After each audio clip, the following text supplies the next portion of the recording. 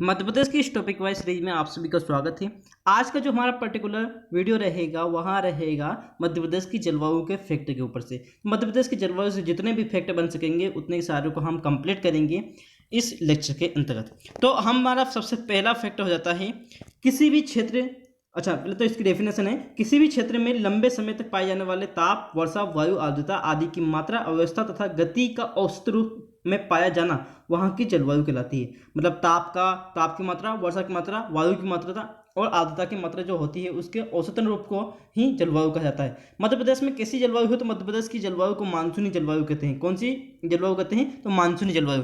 Next है जलवायु के आधार पर मध्य प्रदेश को कितने भागों में बांटा गया है? तो मध्य प्रदेश को और 4 भागों में बांटा गया है। कौन कौन से भाग हैं? तो उत्तर का मैदान, मालवा का पठार, विंध्य का पहाड़ी क्षेत्र प्रदेश और नर्मदा की घाटी। इस प्रकार से हमें 4 भागों में बांटा हुआ है। तो फर्स्ट है हमारा उत्तर का मैदान। उत्तर का मैदान, इसमें बुंदेलखंड, मध्य भारत, रीवा, पन्ना का पठार शामिल है। समुद्र से दूर होने के कारण यहाँ पर अधिक गर्मी और ठंड में अधिक ठंड पड़ती है।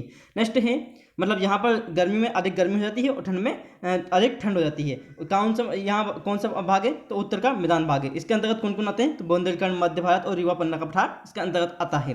नेक्स्ट है मालवा का पठार। यहाँ की जलवायु सम पाई जाती है। यहाँ की जो जलवायु है जो सम पाई जाती है, अर्थात यहाँ पर ना तो ग्रीष्म ऋतु और ना ही गर्मी और ना ही शीत ऋतु में अधिक सर्दी होती है। तो जो मालवा की जो जलवायु है सबसे अच्छी जलवायु कहा जाता है, जिसमें ग्रीष्म ऋतु में ना तो ज़्यादा गर्मी होती है और ना ही शीत ऋतु में ज़्यादा ठंड होती है। ओके, नेक्स्ट है हमारा विंध्य की पहाड़ी प्रदेश। विंध्य की पहाड़ी प्रदेश के बारे में जो भी डिस्कस है हम करेंगे जलवायु से रिलेटेड। नेक्स्ट है इसमें अधिक गर्मी नहीं पड़ती और ठंड में साधारण ठंड पड़ती है। इसमें मतलब ज़्यादा गर्मी भी नहीं पड़ती और ठंड में साधारण ठंड होती है। विंध्याचल पर्वत का क्षेत्र सम जलवायु क्षेत्र है। जो विंध्याचल जो पर्वत का क्षेत्र है वह सम जलवायु क्षेत्र है। ये हमारा लेक्चर, एक मिनट। इसके अंतर्गत ही पचमढ़ी, अमरकंटक आदि के इसी के अंतर्गत आते हैं। जो विंध्य की पहाड़ी प्रदेश है इसी के अंतर्गत पचमढ़ी, अमरकंटक आदि इसी के अंतर्गत आते हैं। नेक्स्ट बात करते हैं नर्मदा की घाटी की। नर्मदा घाटी यहाँ की मानसूनी जलवायु। यहाँ की जलवायु कौन सी है? तो मानसूनी जलवायु है। गर्मी में अधिक गर्मी तथा ठंड में एक साधारण ठंड पड़ती है। नर्मदा की घाटी के अंतर्गत गर्मी में अधिक गर्मी पड़ती है परंतु ठंड में साधारण ठंड पड़ती है। इसके निकट से ही कर्क रेखा गुजरती है। जो नर्मदा घाटी क्षेत्र है इसी के निकट से कर्क रेखा गुजरती है ना। नेक्स्ट हमारा जो फैक्ट है वह है सूर्य की स्थिति में परिवर्तन होने से ताप और दाब में परिवर्तन होने से जलवायु में परिवर्तन होता है। जो सूर्य के मतलब स्थिति है, सूर्य यदि मतलब पृथ्वी यदि सूर्य के ऊपर चली जाती है या सूर्य, जैसे हम बात करते हैं कर्क रेखा के, भूमध्य रेखा के बिल्कुल पास होता है, कर्क रेखा के पास चला जाता है, तो इसके अंतर्गत ही क्या होता है, जलवायु में भी परिवर्तन उसके अनुसार आने लगता है। सूर्य का जो में परिवर्तन होगा तो जलवायु में भी परिवर्तन होता है। नेक्स्ट है हमारा सूर्य का उत्तरायण होना। उत्तरायण कब होता है सूर्य? तो 21 मार्च और 23 सितंबर को सूर्य भूमध्य रेखा पर लंबवत होता है। जो इक्वेटर पर लंबवत कब होता है? तो इक्वेटर पर लंब 21 मार्च और 23 सितंबर को भूमध्य रेखा के बिल्कुल सामने होता है कौन? सूर्य। ओके, और इसी स्थिति के कारण दिन रात बराबर होते हैं। दिन रात, अब क्वेश्चन ऐसा आ सकता है कि दिन रात कौन सी डेट को बराबर होते थे? 21 मार्च और 23 सितंबर को दिन रात दोनों बराबर होते हैं। नेक्स्ट है हमारा 21 जून को जो सूर्य है वहाँ कर्क रेखा का बिल्कुल लंबवत होता है, बिल्कुल लंबवत होता है। तो यहाँ क्या होता है कि जो उत्तरी गोलार्ध है उसका ताप भी बढ़ जाएगा और उसका दिन का जो पोर्शन है वो भी बढ़ जाएगा। तो सबसे बड़ा दिन उत्तरी गोलार्ध का सबसे बड़ा दिन भी इसे काउंट किया जाता है। 21 मार्च को सबसे बड़ा दिन होता है उत्तरी गोलार्ध का, और उत्तरी गोलार्ध को ही 21 जून में उत्तरी गोलार्ध को इसका ताप भी बढ़ जाता है। नेक्स्ट है अधिकांश वर्षा दक्षिण पश्चिमी मानसून से होती है। मध्य प्रदेश में अधिकांश वर्षा कहाँ से होती है? तो दक्षिण पश्चिम मानसून से होती है। नेक्स्ट है रीवा पन्ना के पठार में दक्षिण पूर्वी मानसून से भी वर्षा होती है। जो रीवा पन्ना का पठार है उसमें दक्षिण पूर्वी मानसून से वर्षा होती है। नेक्स्ट है मध्य प्रदेश में मध्य जून से सितंबर तक वर्षा होती है। मध्य प्रदेश की बात करें तो मध्य प्रदेश में कब से कब तक वर्षा होती है? तो जून से सितंबर तक इसके अंतर्गत वर्षा होती है, मध्य जून से सितंबर तक।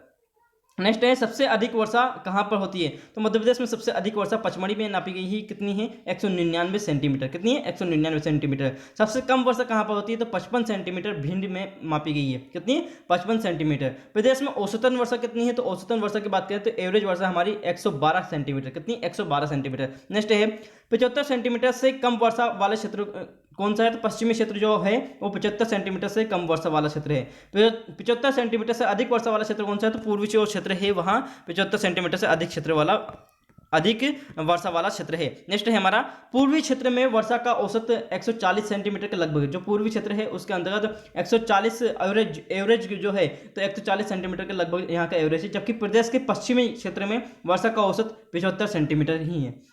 नेक्स्ट है हमारा 23 सितंबर से सूर्य दक्षिणायन होता है। जो 23 सितंबर है उसको सूर्य दक्षिणायन होता है, अर्थात सूर्य दक्षिणी गोलार्ध की ओर बढ़ने लगता है, फलतः ताप बढ़ जाता है। जो मतलब दक्षिण की ओर, दक्षिण गोलार्ध की ओर जाने लगा, मतलब नीचे की साइड जाने लगा, तो क्या होगा, ताप बढ़ने लगता है। 22 सितंबर को सूर्य मकर रेखा के बिल्कुल समांतर होता है। तो 22 सितंबर को सूर्य बिल्कुल मकर रेखा के समांतर होता है, इसलिए दक्षिणी ध्रुव का सबसे बड़ा दिन कौन सा होता है, तो दक्षिणी गोलार्ध का सबसे बड़ा दिन 22 दिसंबर होता है। कौन सा होता है, 22 दिसंबर, और यहाँ पर सबसे छोटा दिन होता है।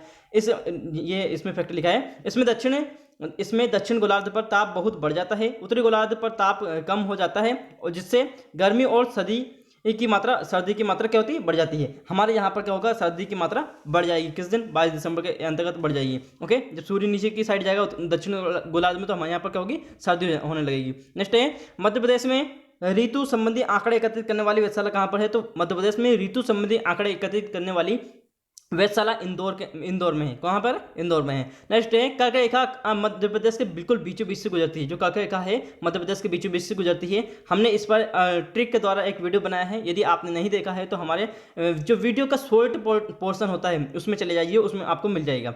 उसे बहुत सारे लोगों ने पसंद भी किया है। नेक्स्ट बात कर लेते हैं, प्रदेश के विंध्य क्षेत्र में अरब सागर एवं बंगाल की खाड़ी दोनों मानसूनों से वर्षा होती है। जो प्रदेश का विंध्य क्षेत्र है उसमें अरब सागर एवं बंगाल की खाड़ी है, दोनों क्षेत्रों से वर्षा होती है। नेक्स्ट है सर्वाधिक तापमान कहाँ पर है, तो मध्य प्रदेश का सर्वाधिक तापमान गंज बसोदा में है। कितना है, 48.7 डिग्री यहाँ पर मापा गया है। कितना है, 48.7 डिग्री। ओके, मध्य प्रदेश का औसतन तापमान कितना है, तो मध्य प्रदेश का औसतन तापमान तो 21 डिग्री सेल्सियस है, सेंटीग्रेड है। ओके, कितना है, 21 डिग्री सेंटीग्रेड। ओके, नेक्स्ट है सबसे कम तापमान कहाँ पर होता है, तो सबसे कम तापमान शिवपुरी को नापा गया है। शिवपुरी में सबसे कम तापमान मापा गया है। नेक्स्ट है हमारा शीत ऋतु में अधिकतम सूखा होता है। जो शीत ऋतु है उसमें अधिकतम यहाँ पर मध्य प्रदेश में सूखा होता है।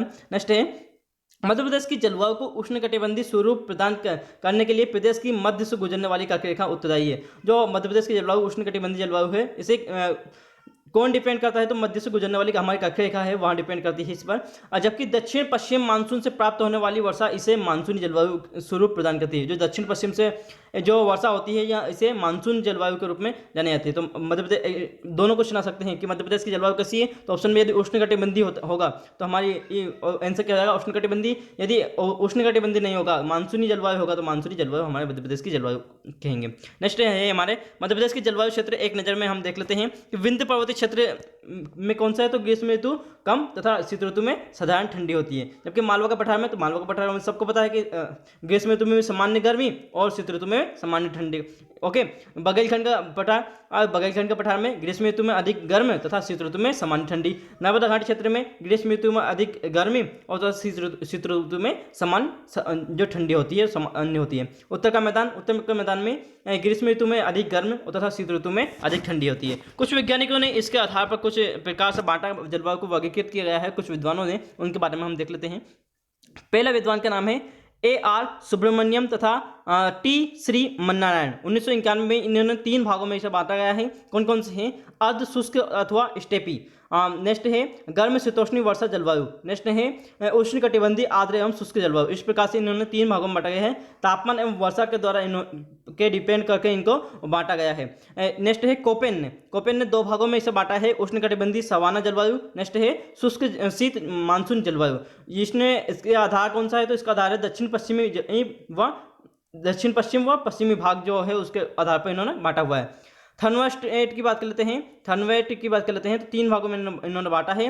अल्पाद्र जलवायु, शुष्क अल्पाद्र जलवायु और अर्ध शुष्क जलवायु। इसने तापमान, वर्षा और जल संतुलन के आधार पर इसे बांटा गया है। तो आज का हमारा जो जलवायु का टॉपिक है बिल्कुल आज हमने कवर कर लिया है। जितने ये भी फैक्ट बन सकते हैं, बहुत छोटा सा वीडियो है। आपको लाइक करना है, सब्सक्राइब करना है तथा दोस्तों के पास शेयर जरूर करना है। Okay, all the best all of you.